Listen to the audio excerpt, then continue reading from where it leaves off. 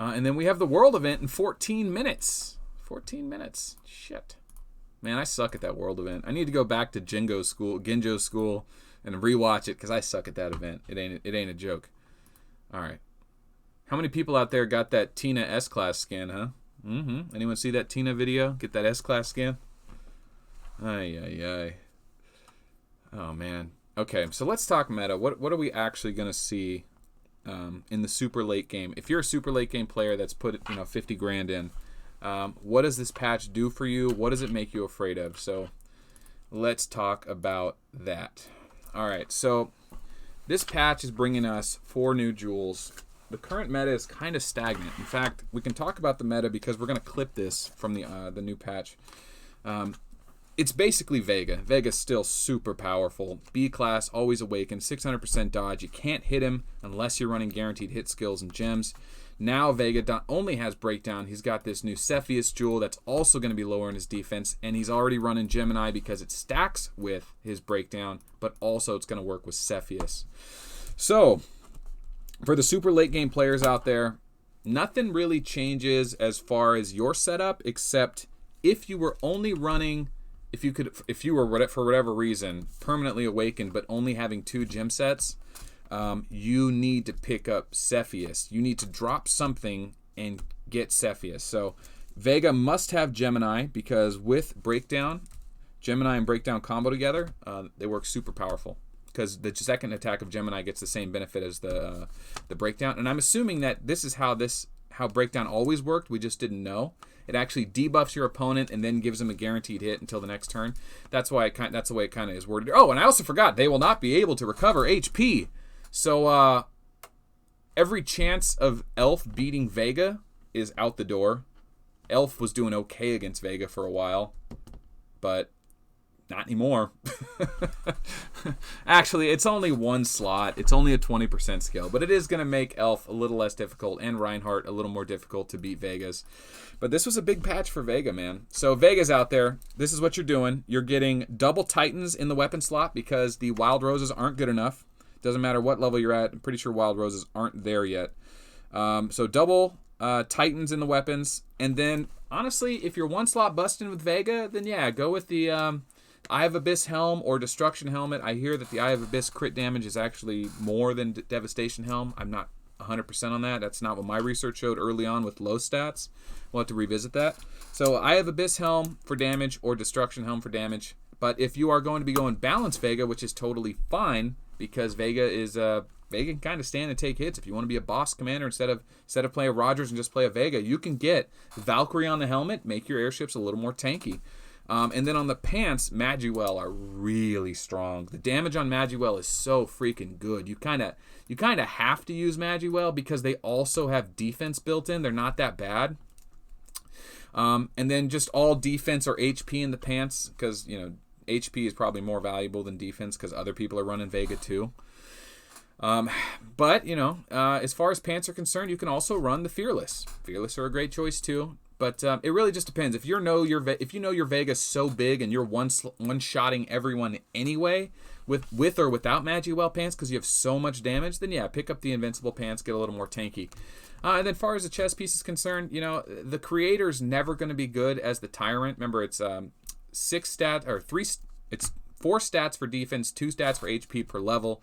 Tyrant goes up to 8 stats per level, so a total of 6 on defense for the Creator armor, and then a total of 8 on a maxed Tyrant armor. So Tyrant's always the best defensive chest, and since all the tier 12 as far as I know, I don't know what tier 13 is going to be. I don't know when tier 13 is going to be, but tier 12 airships only work on airships, so you have to use airship only armor or you can't use Void anymore. There is no dodge for the airship.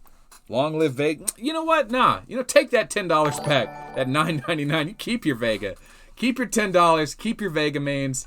We're gonna get them banned next patch. All right, hold on. Now this is a serious video. Let me get through this. So the Vega balance build is still great. You can go defense on the chest. You can go tier suppression if you know you're going against smaller commanders. But Vega is pretty obvious. Double weapons, double Titans in the arms, and then choose how you want to build your helm, legs, and chest. And now we have to address the real problem, and that is, what's everyone else going to do? do these gems make any commanders now viable against the real threat, which is Vega? Well, I have a new video coming out, like I mentioned earlier, called the Never Sleep Commanders, or commanders that are DCB, that you can permanently awaken to get that 600% dodge and keep them awakened all the time for basically free, which is what you can't do with an ANS class commander. So, there's a couple commanders that fit that bill. I haven't gone into that yet. I don't know if they're going to have a big play here. I'll say Medusa is a striking candidate. The fact that Medusa has 2 guaranteed hit skills, and her main concern against going against Vegas is going to be that unhittable Vega with 600% dodge. Having a guaranteed hit all the time with tear space makes Medusa very powerful. So Sonar and Full Metal Jacket do work quite well. The major problem with Medusa is her guaranteed hit just doesn't hit that hard, and she has no survivability. Rogers, survivability. Golem, Vega, super hits. Stella, super hits. Medusa is kind of like Chief. She can hit. She hits okay, but doesn't really stick out. So, all right, where are we at? As far as the jewels are concerned, is it going to make that big of a difference? Well, like I said, the Cassiopeia gem, Tina's, you're not going to need to be purging stuff off yourself unless you know you're always going against Elf or Stella. And I don't really think that's your problem. I don't think walkers get any help here. I think Full Metal being implemented back into the meta was a good step up. But unless you know that your opponent's going to be using a lot of damage reduction from the Virgo jewels, then you're probably not going to be forced into using that Cassiopeia. You walker mains, you kind of know what you're doing. Stick to what's working for you. Probably those balance build elves, balance build Full Metals are the way to do it for now. I hate saying that. I feel like Walker is just so desperately in need of something, and they've just been getting shafted for so long, man. Okay, and then is there anything else I could put for walkers? I really want to help those walker mains out there, but man, you guys have been struggling for years. You know what the struggle's like. Any other things? Moonshadow is actually a very overlooked commander. Commanders nowadays more likely to buff themselves, including Vega with his 20% skill. Moonshadow hits really hard. Remember, she gets bonused if your opponent has a buff. Overlooked commander, might be worth a revisit someday. King, always good against commanders who always dodge. Vega's dodge is quite a pain in the butt. But all right, let's get back to infantry, and then we'll kind of close out this bit. Stella still runs the infantry meta, but Tier 12 infantry damage is so bad on tear space, it's in desperate need of a rework. Does what we see in this update provide anything for infantry? Well, it makes infantry stray away from what they really excelled at, and that was hitting hard and dodging, glass cannon. That's what infantry always was. Now, it's like, okay, Vega's taken the damage roll. Golem always had the damage roll.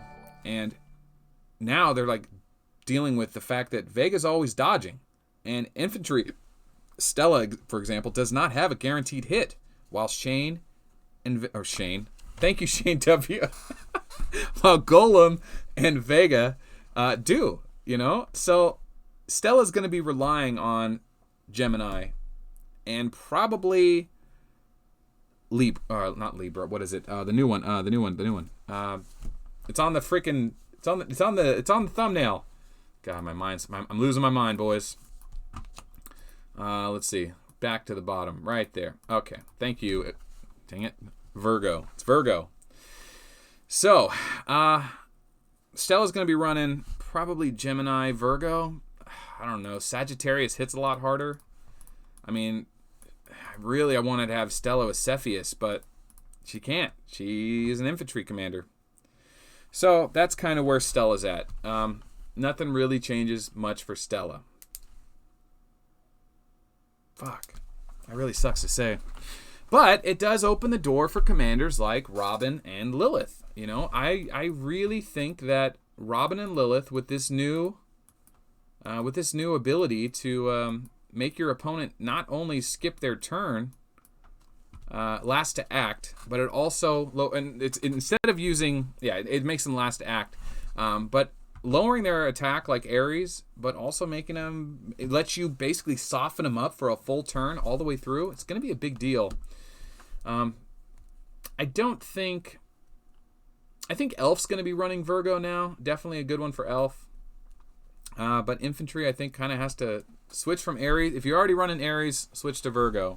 If you've been getting really close to a couple Geist Stones or Spirit Stones, then maybe consider grabbing your third set of Star Jewels and kind of feel it out from there. But I definitely think this patch totally favored Vega. It's so easy as a Vega main to just pick up this new Cepheus Star Jewel and use your existing breakdown, use your Gemini, and you don't have to do anything crazy, and you're just still the best commander in the game. And you get to run that Awaken nonstop.